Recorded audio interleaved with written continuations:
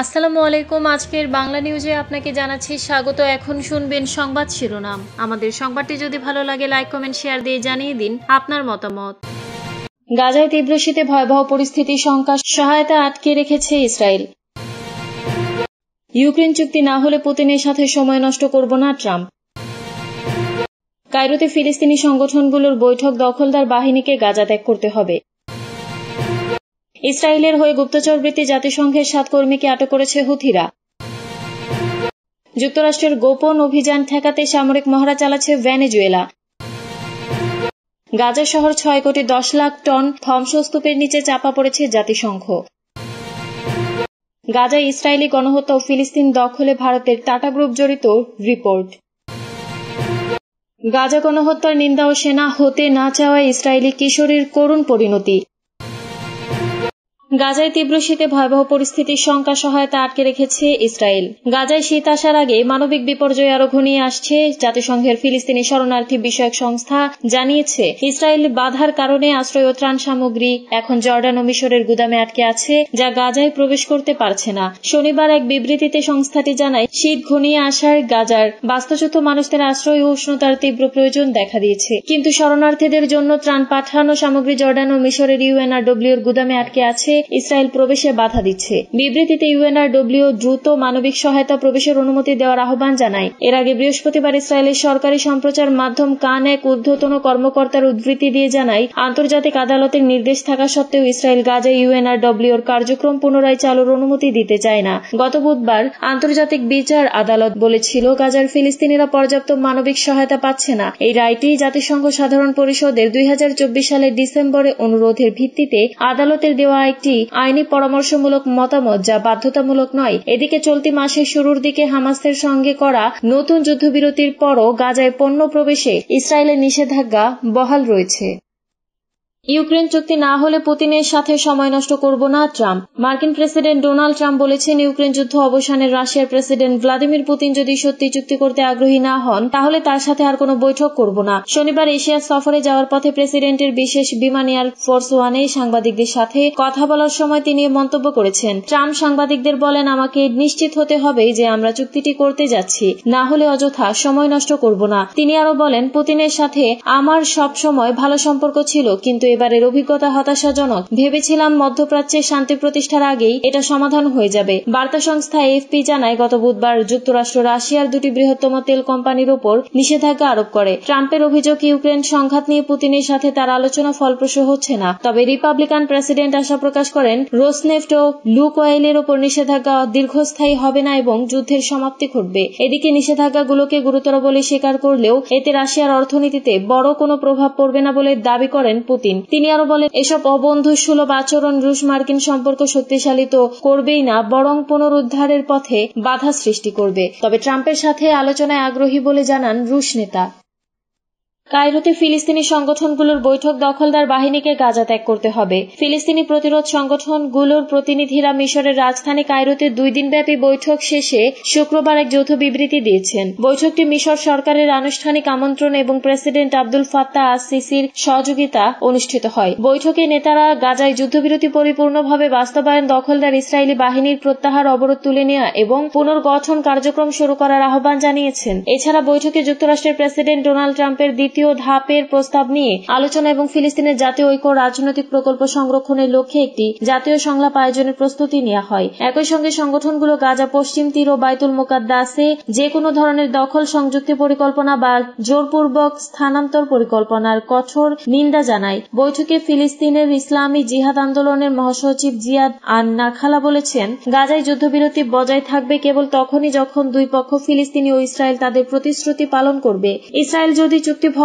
না করে, আমরাও যুদ্ধবিরতিতে অটল থাকব। তিনি আরো জানান, হামাস একটি সার্বজনীন ফিলিস্তিনি ঐকমত্য অর্জনে আগ্রহী, যা যুদ্ধ পরবর্তী গাজার শাসন কাঠামো নির্ধারণের পাশাপাশি অমীমাংসিত বিষয়গুলো সমাধানে ভূমিকা রাখবে। ইসরায়েলের হয়ে গুপ্তচর বৃত্তি জাতিসংঘের 7 কর্মীকে আটক করেছে হুথিরা। ইসরায়েলের হয়ে গুপ্তচর বৃত্তির অভিযোগে ইয়েমেনের রাজধানী সানায় জাতিসংঘের জন্য কর্মরত বেশ কয়েকজনকে আটক করেছে হুথিরা। শুক্রবার হুথিদের একজন নিরাপত্তা কর্মকর্তা এফপিকে এ তথ্য জানিয়েছে। চলতি সপ্তাহের শুরুতে 15 জন বিদেশি সহ 20 জন জাতিসংঘের কর্মীকে আটক রাখার পর ছেড়ে দেওয়া হয়েছিল। হুথিরা বছরের পর বছর ধরে জাতিসংঘের কর্মী এবং সাহায্যকর্মীদের বিরুদ্ধে গুপ্তচর বৃত্তির অভিযোগ এনেছে। তবে গাজায় যুদ্ধ শুরু হওয়ার পর থেকে তারা গ্রেপ্তার কার্যক্রম ত্বরান্বিত করছে। সানার নিরাপত্তা সূত্র এফপিকে জানিয়েছে, ইসরায়েলের হয়ে গুপ্তচর বৃত্তির অভিযোগ গত রাত থেকে আজ বিকেল পর্যন্ত 7 জন জাতিসংঘ কর্মীকে গ্রেপ্তার করা হয়েছে। আরেকটি হুথি সূত্র জাতিসংঘের কর্মীদের গ্রেপ্তারের বিষয়টি নিশ্চিত করেছে, তবে কতজন তা নির্দিষ্ট করেনি। এ বিষয়ে এফপির মন্তব্যের অনুরোধে জাতিসংঘ তাৎক্ষণিকভাবে সাড়া দেননি। যুক্তরাষ্ট্র সৌদি আরব সমর্থিত সরকার হুথিদের বিরোধিতা করেছে এবং নতুন গ্রেপ্তারের নিন্দা জানিয়েছে। তারা এগুলোকে উত্তেজনা বৃদ্ধির একটি রূপ হিসেবে মন্তব্য করেছে।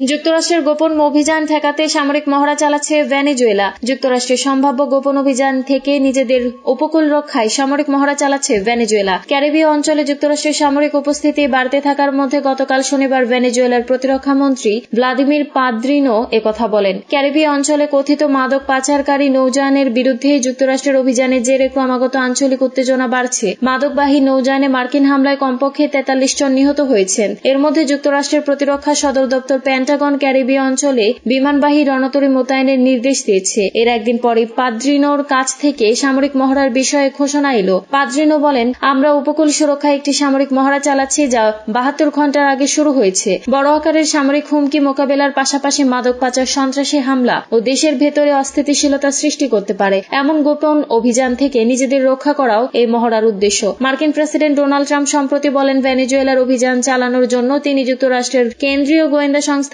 অনুমোদন দিয়েছেন। গাজা শহর 6 কোটি 10 লাখ টন ধ্বংসস্তূপের নিচে চাপা পড়েছে জাতিসংঘ। 2 বছরের যুদ্ধের পর ফিলিস্তিনের অবরুদ্ধ গাজা শহরের 3/4 ভবন ধ্বংস হয়ে গেছে। অঞ্চলটি 61 মিলিয়ন টনেরও বেশি ধ্বংসাবশেষের নিচে চাপা পড়ে আছে। শনিবার জাতিসংঘ পরিবেশ কর্মসূচি প্রকাশিত এক মূল্যায়নে এই তথ্য উঠে এসেছে। লাইভ প্রতিবেদনে মিডল ইস্ট আই এই তথ্য জানিয়েছে। সংস্থার প্রতিবেদন অনুসারে যুদ্ধের প্রথম 5 মাসেই গাজার প্রায় 2/3 ধ্বংসাবশেষ সৃষ্টি হয়েছিল। বর্তমানে যুদ্ধবিরতির আগের মাসগুলোতেও ভবন ধ্বংসের ঘটনা ত্বরান্বিত হয়েছে। 2025 সালের এপ্রিল থেকে জুলাই পর্যন্ত রাফা এবং খান ইউনিসের মধ্যবর্তী অঞ্চলের দক্ষিণ অংশে 80 লাখ টন ধ্বংসাবশেষ তৈরি হয়। ইউএনইপির বিশ্লেষণে আর উল্লেখ করা হয়েছে, 2.9 মিলিয়ন টন ধ্বংসাবশেষ পরিচিত শিল্প স্থান থেকে আসা বিপজ্জনক বজ্রর মাধ্যমে দূষিত হতে পারে। গাজায় ইসরায়েলি গণহত্যা ও ফিলিস্তিনি দখলে ভারতের টাটা গ্রুপ জড়িত রিপোর্ট। ভারত ইসরায়েলের সামরিক জোটের কেন্দ্রবিন্দুতে থাকা বৃহত্তম বহুজাতিক গ্রুপ টাটা ফিলিস্তিনি ইসরায়েলি দখল, নজরদারি এবং উচ্ছেদ কর্মকাণ্ডের সঙ্গে জড়িত। যুক্তরাষ্ট্রের নিউ ইয়র্ক ভিত্তিক দক্ষিণ এশীয় রাজনৈতিক সংগঠন সালামের প্রকাশিত একটি নতুন গবেষণা প্রতিবেদনে এ তথ্য উঠে এসেছে। গবেষণায় বলা হয়েছে, টাটার ইসরায়েলি সম্পৃক্ততা অস্ত্র প্রতিরক্ষা এবং ডিজিটাল প্রযুক্তি খাত পর্যন্ত বিস্তৃত। প্রতিবেদনে বলা হয়েছে, এই গ্রুপের সহযোগিতা ব্যাপক। গণহত্যার হার্ডওয়্যার, দৈনন্দিন নিপীড়নের যন্ত্রপাতি এবং বর্ণবাদের ডিজিটাল মেরুদণ্ড সরবরাহ করেছে তারা। সহযোগী সংস্থা টাটা অ্যাডভান্স সিস্টেম লিমিটেডের মাধ্যমে গ্রুপটি নতুন F-16 যুদ্ধবিমানের জন্য ডানা এবং AH-64 অ্যাপাচে অ্যাটাক হেলিকপ্টারের জন্য বিশ্বব্যাপী মূল সরবরাহকারী। গাজায় বোমা হামলার জন্য ইসরায়েলি বিমান বাহিনী যেসব বিমান ব্যবহার করে এগুলো অন্যতম। প্রতিবেদনে দাবি করা হয়েছে, মোটর গাড়ি খাতে টাটা মোটরস ও সহযোগী প্রতিষ্ঠান জাগুয়ার ল্যান্ড রোভারের মাধ্যমে MDT ডেভিড হালকা সাজোয়া যানের জন্য ভিত্তিগত চ্যাসি সরবরাহ করে। MDT ডেভিড যানগুলো ইসরায়েলি বাহিনী দখলকৃত পশ্চিম তীর জুড়ে টহল অভিযান এবং ফিলিস্তিনিদের দমনে ব্যবহার করে। প্রতিবেদনে বলা হয়, টাটার এসব ভূমিকা নিরপেক্ষ ব্যবসায়িক কর্মকাণ্ড নয়, বরং ইসরায়েলের গণহত্যায় হার্ডওয়্যার ও দৈনন্দিন নিপীড়নের যন্ত্রপাতির মূল উপাদান। তবে টাটা গ্রুপ এখন পর্যন্ত সালামের গবেষণা প্রতিবেদনের কোনো প্রতিক্রিয়া জানায়নি। প্রতিবেদনে বলা হয়েছে, ভারতে তৈরি উপাদানগুলো মধ্যপ্রাচ্যের আমেরিকান যুদ্ধে ব্যবহৃত হয়েছে। গাজা গণহত্যার নিন্দা ও সেনা হতে না চাওয়ার ইসরায়েলি কিশোরীর করুণ পরিণতি। বাধ্যতামূলক সামরিক বাহিনীতে যোগদানের বিষয়টি প্রত্যাখ্যান করে গাজা যুদ্ধকে হোলোকাস্ট হিসেবে নিন্দা করেছেন এক ইসরায়েলি কিশোরী। এখানেই শেষ নয়, ফিলিস্তিনিদের উপর নিপীড়নের ইসরায়েলি সমাজকে সহযোগী হিসেবে বর্ণনা করেছে সে। আর এসব অভিযোগে এই ইসরায়েলি কিশোরী এখন করুণ পরিণতির মুখোমুখি। 26 অক্টোবর থেকেই তাকে কারাদণ্ড ভোগ করতে হবে বলে নিজেই জানিয়েছে ওই কিশোরী। খবর প্রেস টিভির। ড্যানিয়েল শুলটজ নামের ওই কিশোরী গত 23 অক্টোবর এক্সে দেওয়া 25 পোস্টের একটি থ্রেডে জানিয়েছে তারা এইসব সিদ্ধান্ত তিনি নৈতিক বাধ্যবাধকতা থেকে নিয়েছেন, কারণ এটি সবচেয়ে মানবিক কাজ। শল্টুজ লিখেছে, শিশুদেরকে অনাহারে মারা, পুরো গ্রামকে সহিংসভাবে উচ্ছেদ করা এবং বেসামরিক লোকদের নির্যাতন শিবিরে পাঠানোর মুখে এছাড়া অন্য কোনো বিকল্প নেই। শল্টুজ জানায় যে সে একসময় ইয়েশ আতিদ যুব আন্দোলনের সদস্য ছিল এবং বিশ্বাস করত যে ইসরায়েলি সেনাবাহিনী বিশ্বের সবচেয়ে নৈতিক সেনাবাহিনী।